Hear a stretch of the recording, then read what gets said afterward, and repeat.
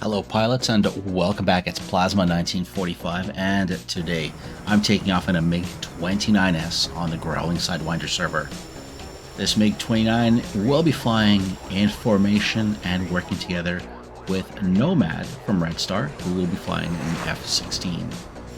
You can see the Tacview on the right side of the screen. This to help you give situational awareness to you and so you know what's kind of going on. For the ease of use, I've made myself green on the Tacview, and Nomad is purple.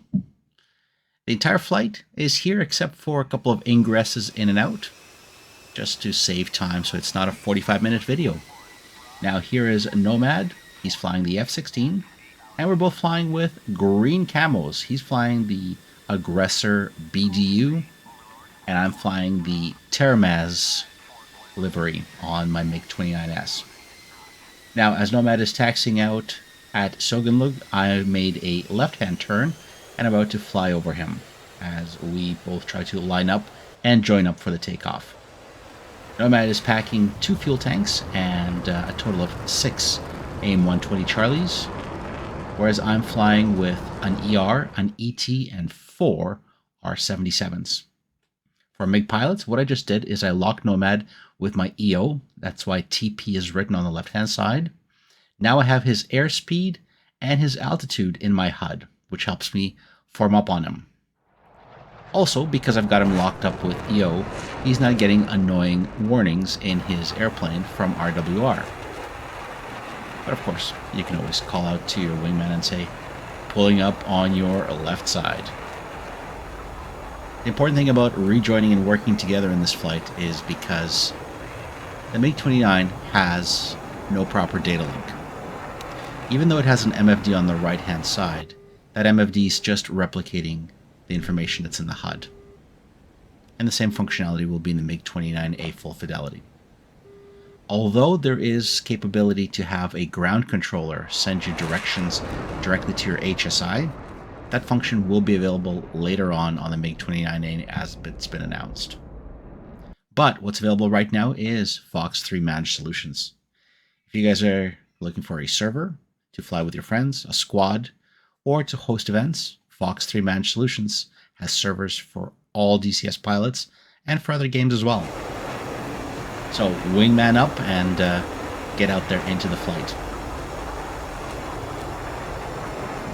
Now we've got this picturesque view, me off of Nomad's left wing, and Nomad will be calling out targets to me because he does have data link, whereas I need to listen to BRA calls and bogey dope calls from the AWACS or use my radar.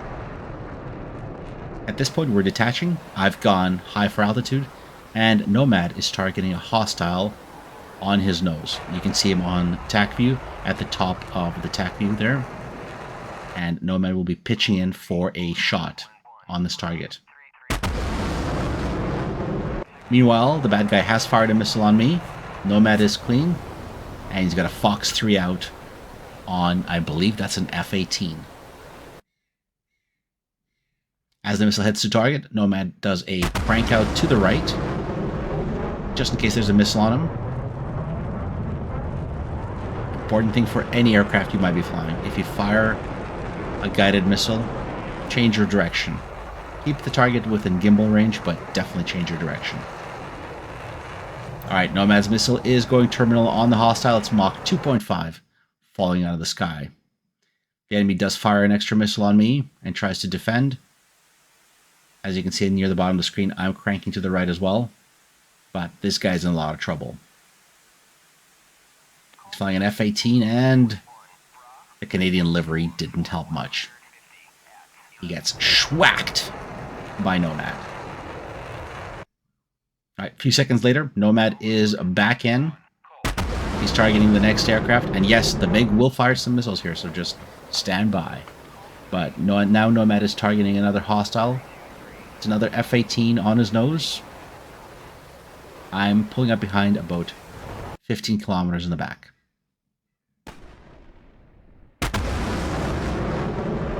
Another Fox 3 from Nomad, and he goes almost into a dive and a split S away from the target because he's been locked on and fired by the enemy SAMs.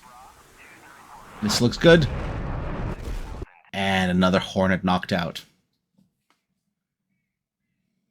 As Nomad goes cold, because a missile has been fired on him and it's trying to track him, I'm pitching in hot, scanning with my radar. Just a reminder, I'm the guy in the green. Nomad is the purple guy. And also I'm the smoky guy. The MiG-29 is very smoky aircraft. There goes my tank drop. And I've got my radar downrange looking for targets.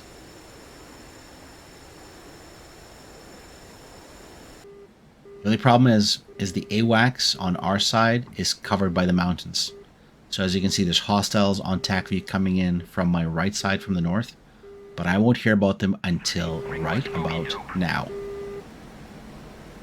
Also, it's a good reminder to make sure you subscribe to the channel, leave a comment and a like, and share this video. 000 for 17, that's less than 10 miles. I turn in, I'm looking with my radar, as you can see I'm scanning up and down.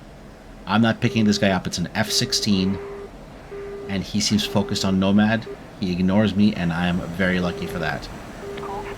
I've asked Nomad for assistance, Nomad has him locked and fired a missile, and I'm just diving for the deck. I'm not being locked up, so that's a good sign, and that F-16 was not paying attention. He was all about going after Nomad. And he doesn't react until a little too late. He starts defending, but the AIM-120 is already on him.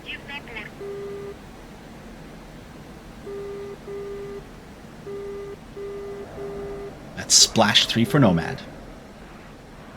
Meanwhile, yours truly Plasma has crested the mountains and is turning back in. And there's the splash of the enemy F-16.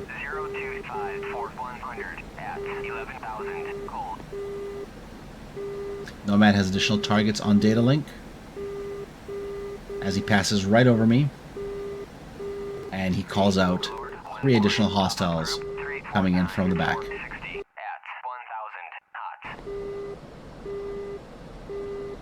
I flipped around and now I'm following him in.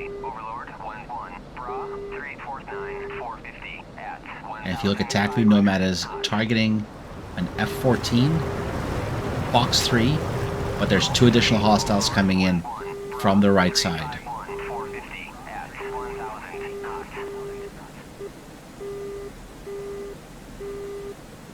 The F-14 does a correct thing. He fires his Phoenix and goes into a steep dive right for the deck, dragging the AIM-120 missile down, down, down, and that missile runs out of energy and the F-14 escapes. Nomad's extending cold, and I'm looking hot. It's a 27 ER. There's authorization for an ET. ET launch as well. And I started defending. Now, my missiles are going to get close, but no cigar. There's the enemy. He will pitch up high and drop some flares. And just out-energy my little 27 ET. But I've got a bit more work to do. I'm deploying flares and chaff. There's a missile. There's the chaff. I'm keeping the enemy missile on my 3-9 line. And watching the RWR. If you look at the Tacview, I'm steering slightly into the missile to keep dragging it. It still has a lock on me. But by slightly notching and dragging it, I've drawn it out. And I can see on the RWR that the missile has fallen behind me, which means it's out of energy and I can pitch right back in. At this point, Nomad's out of AIM-120s. He only had 5. So it's my turn to do some work. I'm pitching in hot, and I'm getting brawl calls for 2 hostiles. Using my radar, scanning up and down. Overlord 1-1, Colt 3, request bogey dope. Colt 3, Overlord 1-1, Bra 013 480 at 11,000 knots. Pick the hostiles with my radar. The first one locked is an F-18. He's out of parameters. I've got no longer sticks, but I fire R-77 just in case because he's already shooting on Nomad. The R-77 coming from behind scares the heck out of that F-18, who crashes into the ground. He pulls too hard and hits the ground. We take those. At this point, I had to override and launch because it had to be done. Here's the second guy. He's locked up.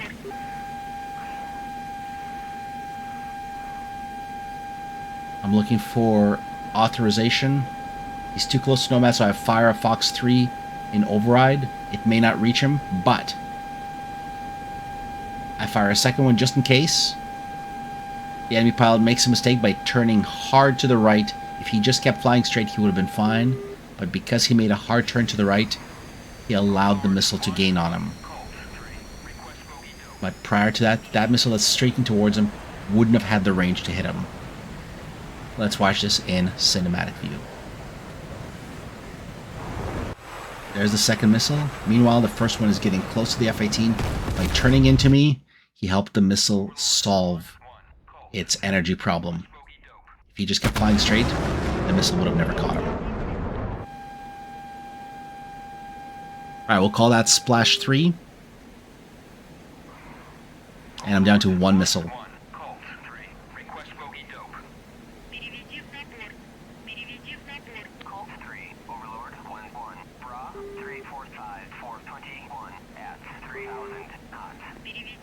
Three, 4, 5 for 21.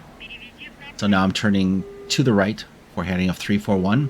Hostile will be 21 kilometers away. He's locked up. And I see him. I've got one missile left. I have to make it count. Both my and Nomad life depends on it. As you can see on the left side, I've passed through the no escape range and Fox 3.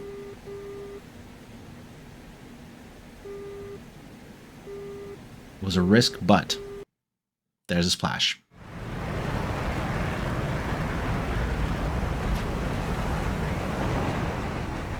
Fox 3 launch. Tomcat is not paying attention until the last second, but it's too late. Alright, successful Splash 3. I am Scotia and Winchester, and it's time to RTB. The big lesson in this flight is, if you're flying a MiG-29, you either need to have very good AWACS coverage for your BRA calls. So in these mountains, I wouldn't have been able to get information that I need. Or you need somebody like an Su-27 or a NATO plane like an F-16 or an Su-33 to tell you where the enemies are to help direct you. And as a matter of fact, in the real Soviet doctrine, that's what normally would happen. The flankers would be directing the MiG-29s, or the ground controllers would be assigned to an aircraft and direct them into the targets. But today, that was Nomad, and I believe we have a total of 6 splashes between the two of us. Alright, I'm down to 1,500 kilograms, and about 5 minutes later, we are at the airbase, coming in for a nice clean landing. If you look over Nomad's right shoulder, I've now taken his right side, and I'll be coming in on his right side on the runway at Vaziani. The aircraft speeds will be selected, and you'll be able to see them in Tacview. Your approach speed for the runway should be about 360 to 350 kilometers at a range of 10 kilometers. Remember, once your gear is down on the MiG-29, you cannot use your air brakes any longer. But you can use your flaps to slow yourself down. At this point, it's a matter of keeping about 350 until you are less than 1 kilometer away from the runway.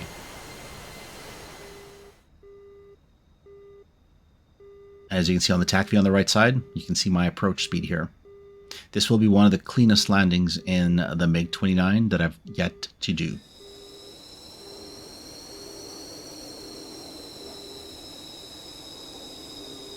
One thing to keep in mind on the MiG-29 is if you get below 300 at that slow speed with your gear down, there's a high chance that you're going to fall out of the sky.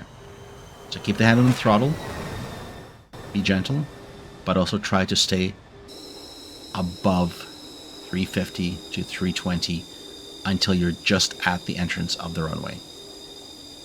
And a very gentle glide slope. Give yourself space and time to land this plane. It's not like a flanker, it doesn't have a massive lifting body. There we go, nice easy touchdown. And there's Nomad. And of course, deploy your parachute. Remember, every time you rearm and refuel in DCS World, you will get a brand new parachute installed. For now, I hope you've enjoyed this video. Make sure you like, comment, and subscribe, and I'll see you in the air. Plasma 1945 and Nomad.